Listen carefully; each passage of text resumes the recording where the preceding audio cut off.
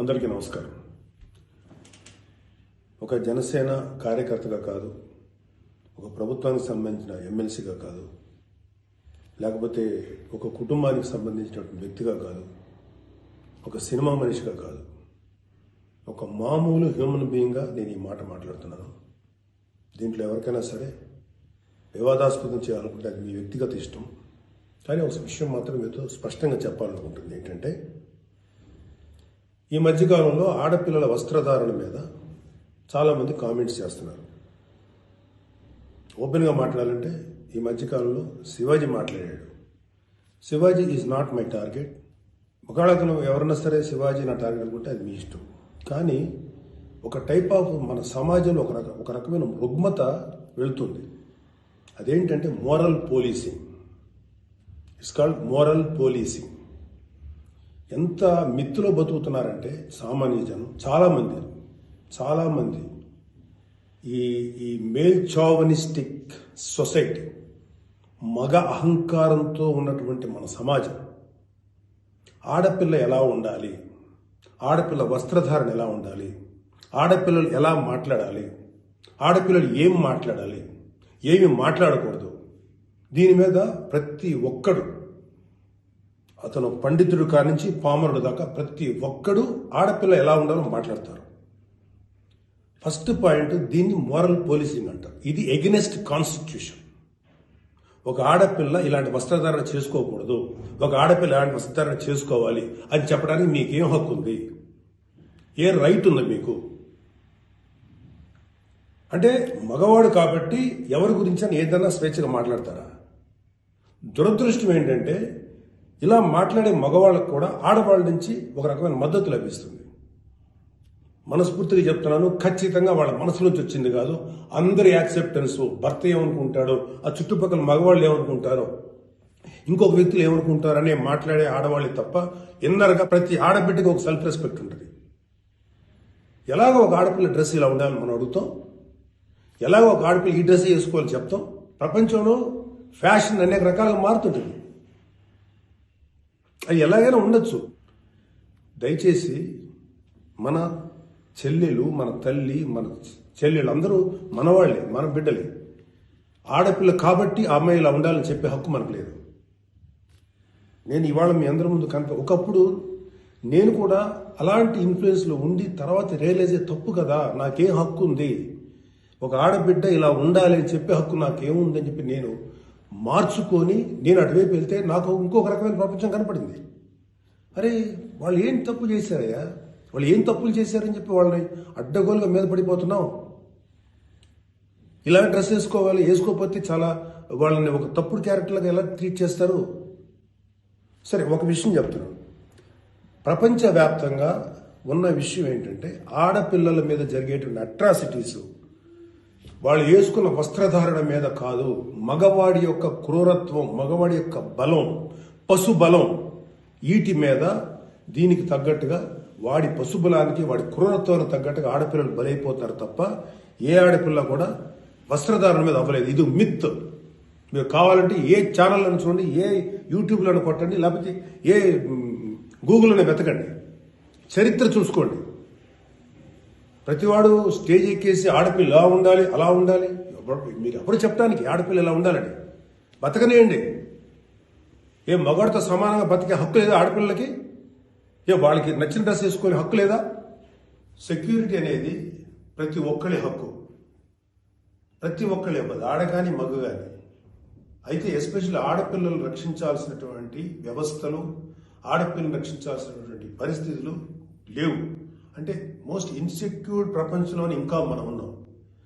నా యొక్క కన్సర్న్ ఏంటంటే, మీరు ఎలాగైనా ఉండండమ్మా, ఎంత స్వేచ్ఛగానే ఉండండి, ఎలాంటి వస్త్రధారణను చేసుకోండి. కానీ మీరు అది సెలబ్రిటీ అవనండి, సినిమా యాక్టర్స్ అవనండి, పాలిటిక్స్లో ఉన్నటువంటి ఫిమేల్ అవనండి, చిన్నపిల్లలు అవనండి, పెద్దవాళ్ళు అవనండి, మీరు బయటికి వెళ్ళేటప్పుడు, మీరు వెళ్లాల్సినప్పుడు ప్రాపర్ రక్షణ వ్యవస్థను ఏర్పాటు చేసుకోండి. వ్యక్తిగతంగా మిమ్మల్ని మీరు రక్షించుకునేటువంటి వ్యవస్థను ఏర్పాటు చేసుకోండి. మీరు అవసరమైతే ఒక ఆత్మరక్షణ సంబంధించినటువంటి విద్యలను నేర్చుకోండి, లేదా ప్రాపర్ ప్రొటెక్షన్ అంటే ఒక సెక్యూరిటీ పెట్టుకుని ముందుకెళ్ళండి. మన దురదృష్టం, మన కర్మ ఏంటంటే ఇంకా మేల్ చావనిస్టిక్ పిగ్స్ ఉన్నటువంటి మన సమాజం ఇది. దుర్మార్గులైనటువంటి మగ జాతి ఉన్నటువంటి సమాజం ఉంది. ఎలా పడితే అలాగ అవకాశం దొరికితే చిన్న పెద్ద తేడా లేకుండా పశువుల్లా ప్రవర్తించేటువంటి మనస్తత్వం చాలా మంది మగవాళ్ళలో ఉంది. పబ్లిక్లో ఒకేసారి గుంపుగా చేసేటువంటి అకృత్యానికి మేము దొరకమనేటువంటి మనస్తత్వం ఉన్నారు. మీరు ఎలా ఉండాలో అలా ఉండండి, మీకు ఎలా కావాలో అలాగే ఉండండి, ఎలాంటి డ్రెస్ వేసుకోవాలో అలాగే వేసుకోండి. తప్పలేదు. చెడ్డ పనులు చేయకండి, యాంటీ సోషల్ ఎలిమెంట్స్గా బారకండి, క్రైమ్ చేయకండి, ఇది చెప్పండి మీరు. అంతేగాని ఇలాంటి డ్రెస్ వేసుకోవద్దు, ఇలా ఉండొద్దు, ఎలా హక్కు ఉందండి మనకి? మగవాళ్ళకి ఏ హక్కు ఉందండి? మహా చెప్పాలనుకుంటే అమ్మ మీ మీద ఎవరైనా అటాక్ చేస్తే తిరిగి కొట్టగలిగేటువంటి శక్తిని సంపాదించుకోండి, డిఫెన్స్ నేర్చుకోండి. ఇది ఒళ్ళంతా బట్టలు కప్పుకున్న ఆడబిడ్డలకి ఇదే వర్తిస్తుంది. ఒక స్టైల్గానో లేకపోతే ఒక మోడర్న్గా ఆడుకున్న డ్రెస్ వేసుకున్న ఆడపిల్లలకి ఇదే వర్తిస్తుంది. దీనికి మగవాడి యొక్క చండాలమైనటువంటి మనస్తత్వం చాలా, అంటే నాట్ ఆల్ మేల్, సపోజ్ కొంతమంది క్రూయల్, ఒక ఆడదాన్ని విలాస వస్తువు చూసే ప్రతి మగ వెధవతి చెప్తున్నాం, వాళ్ళకి ఏ అయినా ఒకటే, ఒళ్ళు నిండా బట్టలు కప్పుకున్నా ఒకటే, మోడర్న్గా స్టైల్గా బట్టలు వేసుకున్న ఆడది ఒకటే. వాళ్ళు కొంతమంది గురించి ఆడపిల్ల ఇలా ఉండాలి అలా ఉండాలి చెప్పడానికి ఏంటి? మీరు ఒక్కసారి వడ్డాది పాపయ్య గారి బొమ్మలు చూసారా? మన అజంతా శిల్పాలు చూసారా? చాలా స్టైలిష్గా మోడర్న్గా ఉంటాయి. అంటే ఆడదానికి వస్త్రాలంకరణ అనేది ఆయా సమాజాల యొక్క కల్చర్ని బట్టి మారుతుంటుంది. ప్యాంటు షర్ట్ వేసుకుంటే తప్ప, చుడిదార్ వేసుకుంటే తప్ప, లేకపోతే మోడర్న్గా మిడ్డీ వేసుకుంటే తప్ప, ఇది వాళ్ళ తప్పు కాదు. వాళ్ళకి సరిగ్గా రక్షణ కల్పించలేకపోవటం, రాజ్యాంగమైనటువంటి మన ప్రభుత్వ వ్యవహారం వాళ్ళకి సరిగ్గా రక్షణ కల్పించకపోవటం ప్రభుత్వ వైఫల్యం అవుతుంది. దాన్ని ఎంకరేజ్ చేసి దాన్ని అడ్డుగా తీసుకొని ప్రభుత్వం యొక్క వైఫల్యాన్ని అడ్డుగా పెట్టుకొని దాన్ని చెల్లరిగిపోయే దుష్కర మూకల యొక్క పని తప్ప ఆడపిల్లల తప్పు కాదు.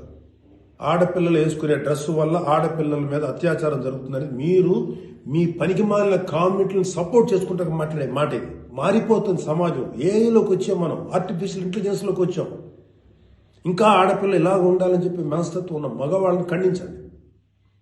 ఇన్ని కబుర్లు చెప్తున్నారు. నేను ఒకసారి లాంగ్ బ్యాక్ చెప్పాను, ముగ్గురు మహానుభావులు మాట్లాడిన మాటలు చెప్పాను. వాళ్ళు ఇలాగే కామెంట్ చేశారు. అప్పుడు వాళ్ళకి ఆన్సర్ చెప్పారు. ఇప్పుడు మళ్ళీ చెప్తున్నా, ఆడదాన్ని అవమానించిన ఏ ఒక్కడు కూడా బాగుపడలేదు. మన పురాణాల ప్రకారం ద్రౌపదిని నడి సభలో అవమానించిన ప్రతి కౌరవుడు సర్వనాశనం అయిపోయాడు, ఇంక్లూడింగ్ భీష్మాచార్యుడు, ద్రోణాచార్యుడితో సహా. ఇప్పుడు నేను మాట్లాడినాక నాకు 100 కామెంట్లు పెడతారు మీరు, నాకు తెలుసు. అయినా నేను నా వాయిస్ ఓపెన్ చేయకపోతే తప్పు చేసినాను అవుతాను. చాలా మంది ఆడబిడ్డలు వాళ్ళు ఎన్ని బాధలు పడి ఎంత చేసి ఇలా ముందుకు వస్తున్నారు. వాళ్ళకున్న వ్యక్తిగత సమస్యలు ఉంటాయి. ఒక ఆడపిల్లకి సంబంధించినటువంటి ఎన్నో రకాల ఇష్యూస్ ఉంటాయి. అటన్నింటినీ కాదనుకుని సమాజం గురించి బతుకుతున్నారు. ఐఏఎస్లు అవుతున్నారు, ఐపీఎస్లు అవుతున్నారు, లేకపోతే పెద్ద పెద్ద పొజిషన్స్లో ఉన్నారు,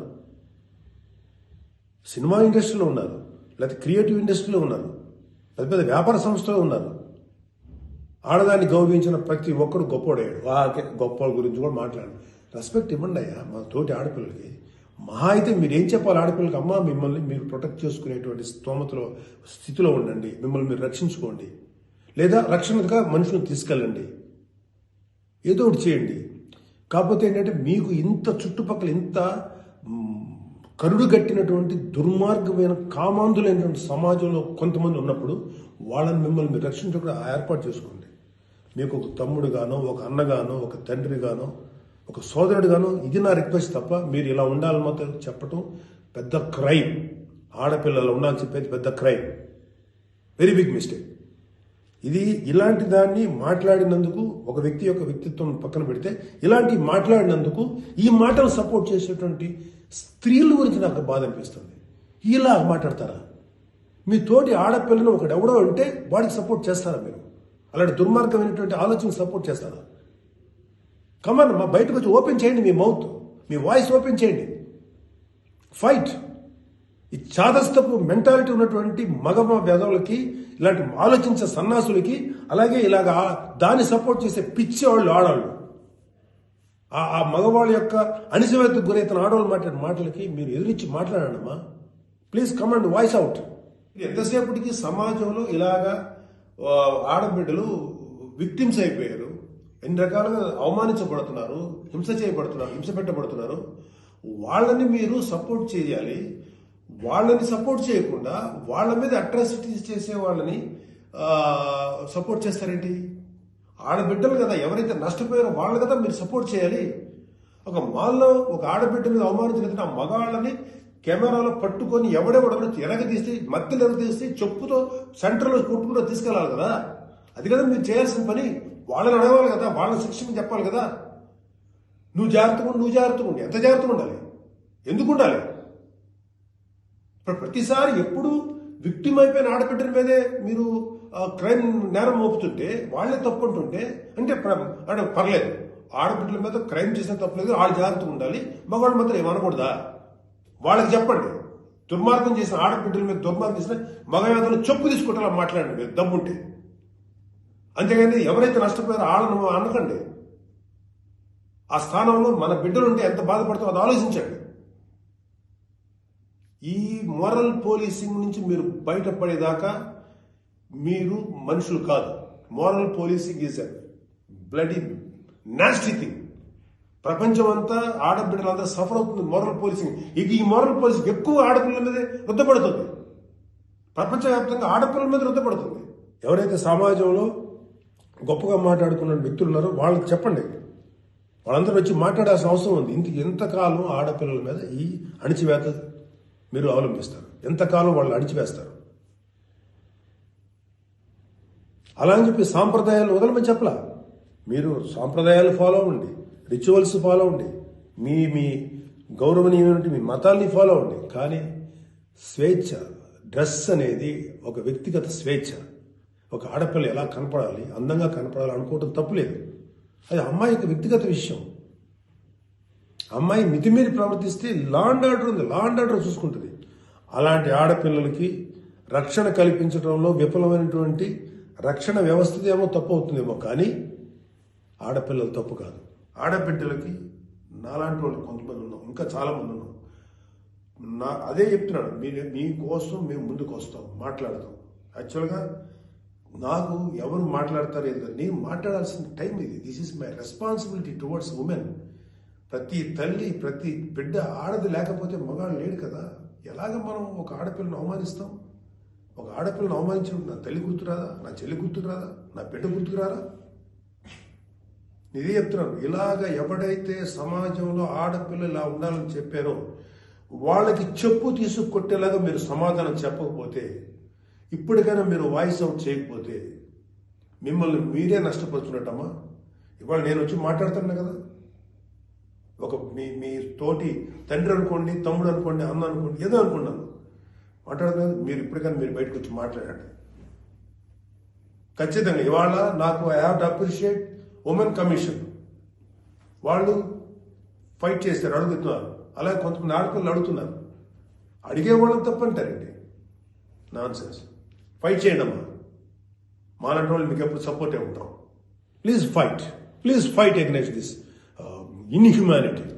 ఈ దమనకాండకు వాళ్ళకి ఈ దుర్మార్గం ఆలోచనకు మీరు ఫైట్ చేయండి అమ్మా. But come out, voice out please తల్లి. నమస్కారం.